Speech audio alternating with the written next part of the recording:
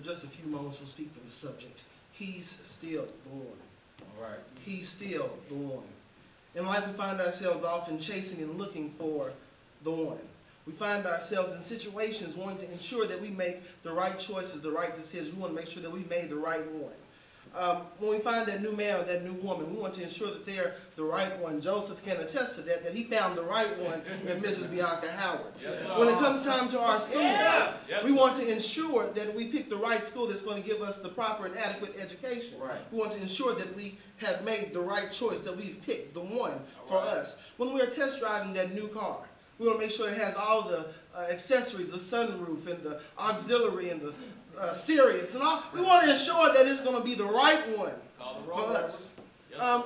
Now, we all probably participated in the Christmas, Black Friday, Cyber Monday, Great Thursday, Blue Tuesday, whatever cyber shopping that we did to ensure that we not only got the right gifts for ourselves, but the right gifts for the people that we had on our Christmas list. Yes, we want to ensure that they got the one thing that they desired. And we ourselves wanted to ensure that we got what we desired as well. We search and we look for the one. Even when looking for our own churches and places of worship, we want to ensure that the pastor is doing what he's supposed to do, and the deacons are deaconing right, and the mothers are mothering, and the choir is doing what they're supposed to do. We want to ensure that we find the one. This is where John is in his life right now. He's right now in a dark and dismal situation, wondering if Christ is the one, or if he should look for another. Now, it sounds crazy if we think about it, because this John that we're talking about is not some homeless John on the side of the street. It's not some John that we pick up along the way, but it's a John that is connected to Christ. This is John the Baptist, the same John who was in Elizabeth's belly and leaped for joy upon hearing Mary's voice. This same John who shared a blood tie to Christ.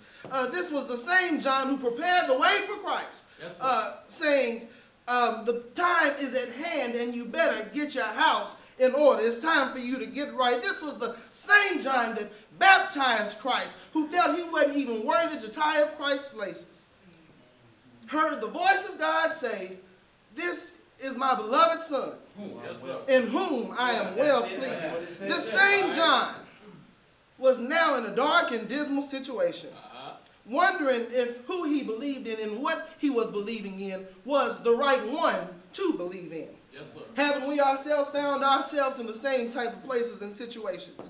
Haven't we been in places where we felt like God was silent, that God hadn't showed up to see about us, that God hadn't heard our cries in our dark, dismal situations, in our trials and tribulations? Aren't we concerned and wondering, God, where are you? Why am I believing in you if you're not going to show up and see about me? God, are you the one? Or should I look for another? Dr. Maya Angelou says, when someone shows you who they are, believe them. Well, help me understand why it's so easy for us to believe in people, or try to put our trust and belief in people who have proven to be fake, phony, and fraudulent, but yet our God, who is there to deliver us, who does come to see about us when we need him, we have a hard time understanding and believing that he is the one. Help us today. These same people that claim to be your friend, but yet they talk bad about you, your call, your walk, your talk, your house, your car, your job, and everything else connected to you. But yet we still want to think and hope and believe that we can depend on them because they said they would be our friends. They were probably standing right there when Dionne Warwick was singing the song Through Good Times and Bad Times. I'll be by your side forevermore, because that's what friends are for. However, when we look to the left and we look to the right, it seems that we've come to the end of the road because no one is standing there but us. But yet, we still ask the question, God, are you the one? Christ, are you the one? Or do we look for another? When we're not delivered out of that storm, God, are you the one? Or should we look for another? I'm reminded of a story of a preacher and his daughter, and Brian's familiar with this. A preacher and his daughter. The preacher was in revival, and he preached himself happy, and he preached himself tired. Daughter had just learned how to drive, and Daddy says, baby, I need you to drive me home. As soon as they stepped outside, the thunder rolled, the sky is open, the lightning was flashing, and it started storming. Yes, sir. Daddy, I can't do this. No, baby, I'm tired, I can't drive. You drive. Get in the driver's seat, drive. They drive, she gets in there with hesitation, but she drives and she drives. We see cars pulling on the side of the road. She's driving. Daddy, I can't do this. Baby, keep pushing. Just keep going. I can't do this. Daddy, baby, just keep going. I'm tired. I can't do it. Well, they, again, get to the end of the storm. Get to the other side. The sun is shining. The birds are chirping. It's a beautiful day. Daddy says, baby, stop the car. What? Yes, sir. Stop the car. This man crazy. Baby, stop the car. So she stops the car. He says, now get out. Get out the car. She gets out the car. He said, now look behind you and tell me what you see. She said, well, I still see cars sitting on the side of the road, stuck in the storm. He said, now, baby, that could have been us. Had we just stayed right there, had we pulled over to the side of the road, we would have still been stuck in the same storm that we've been in. But because we had enough faith to keep going, to keep pushing, God brought us through the storm. And I encourage you to keep going through whatever storm it is, because God will not only bring you to the storm, but God will bring you through the storm. Yes, Woo, to God be the glory. When we find ourselves in bondage, whether it be mental or spiritual, physical or emotional, when we find ourselves asking God, where are you? God, are you the one? Instead, we might want to respond like Job, saying, though he slay me, yet will I trust him. We might want to respond like Paul, saying, for this reason, I also suffer these things. Nevertheless, I am not ashamed, for I know in whom I have believed, and am persuaded that he is able to keep that which I have committed unto him until that day. But instead, we find ourselves like John, wondering if Christ is really the one, or if we should look for someone else to rescue us. So let me help you understand this too in the text. We understand that John is in prison, and was in prison because he rebuked King Herod for going into Rome and meeting his brother's wife, for meeting his sister-in-law. King Herod ends up divorcing his own wife and marrying his sister-in-law. And what happens is John tells him, man, you're wrong. You know you weren't supposed to do that. Right. You know you should. That's messed up. That's jacked up, man. What were you thinking? Right. But as with most of us, we don't like to be held accountable, and the king didn't want to be held accountable. So we see that John ends up imprisoned. Now, sometimes we're going to have to tell folk about themselves, and sometimes folk are going to have to tell us about ourselves. But if they come to us in love and we go to them in love, then they should be able to receive it. Now, they may not get it that moment. They may end up cussing you out. Some people might be guilty of that. They might cuss you out at that moment. But if you come in love and you come in the Spirit tries the Spirit by the Spirit. The Spirit knows the Spirit in which words have been given. We all hold each other accountable. But while John is in prison,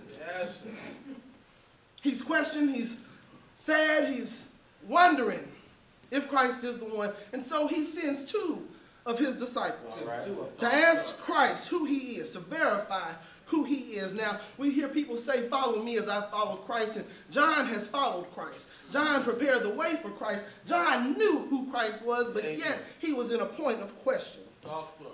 I want you to pay attention to the answers that Christ gives. He doesn't even dignify for real his questions, John's questions, with a response. He says, and said to them, they said to him, are you the coming one, or do we look for another? John wants to know. Jesus answered and said to them, go and tell John the things which you hear and the things which you see. The blind see and the lame walk. The lepers are cleansed and the deaf hear. The dead are raised up and the poor have the gospel preached to them. And blessed is he who is not offended because of me. In other words, Jesus told the disciples, let my record speak for itself. You see, Christ didn't answer the question by saying, yes, I'm the one. That fool know I'm the one. He didn't say, no, you know what? Tell John to find somebody else. He just said, look at what's taking place, and you go back and tell John and let John decide for himself. But what's so important is because this same text was even prophesied in Isaiah 35. Verse 4 says, say to those who are fearful hearted, be strong and do not fear. Behold, your God will come with vengeance and with recompense of God. He will come and save you. Then the eyes of the blind shall be opened, and weren't blinded eyes open, and the ears of the deaf shall be unstopped, so folk could hear that couldn't hear before. Right. Then the lame shall leap like a deer, and the tongue of the dumb shall sing. For water shall burst forth in the wilderness, and there shall be streams in the desert. Isn't it good to know that God will provide water in your dry places? For Christ to say this and to perform such miracles, this just confirms that Christ was who he said he was. Christ is who he says he is. So John thought that Christ was going to be a king. He was looking for a kingdom. He was looking for a palace with guards and all these armed men and hard to access. And, you know, many times we want people to be condemned, and, you know, if they hurt us, we want to hurt them back with vengeance is mine, says the Lord. But we see where Dr. Martin Luther King says, in struggling for human dignity, the oppressed people of the world must not allow themselves to become bitter or indulge in hate campaigns. To retaliate with hate and bitterness would do nothing but intensify the hate in the world. Along the way of life, someone must have sense enough and morality enough to cut off the chain of hate. This can only be done by projecting the ethics of love at the center of our lives. In other words, love is everything. Love should be the center of all we do. We should walk in love. We should talk in love. We should speak in love. We should teach in love. Everything we do ought to be out of love. Right. Now, I'm reminded of our president. And he has probably Secret Service folk. He don't even know our secret, but yet we can't access him, right? Watch him. We have the Queen of England, and she has people around her, but we don't just have access to the Queen of England. All right. I'm reminded of a nursery rhyme that says Humpty Dumpty. My grandmother used to tell this to me all the time. Said Humpty Dumpty sat on a wall, and Humpty Dumpty had a great fall, and all the king's horses and all the king's men couldn't put old Humpty Dumpty back together again. The problem I had with this here king, he sent some horses, and he knew those horses couldn't put Humpty together again. He sent some men that he knew couldn't put Humpty together again, but he didn't even have the dignity to go and see what he could do for Humpty. But see, Humpty had his trust and his hope in the wrong king, because I know a king that can take all your broken pieces and put them back together again. So you see, after John received this message, his disciples, from his disciples, he was now at ease. He now had an Esther spirit because he accepted Christ. And he said, you know what? If I perish, let me perish, but I'm going to see the king. He had an as for me and my house moment, we will serve the Lord. So the question still remains, is Christ the one? I stopped by to tell you that yes, he's still the one that can lift up a bowed down head. Yes, he's still the one that can put ease to your troubling mind. Yes, he's still a heart fixer. Yes, he's still a mind regulator. Yes,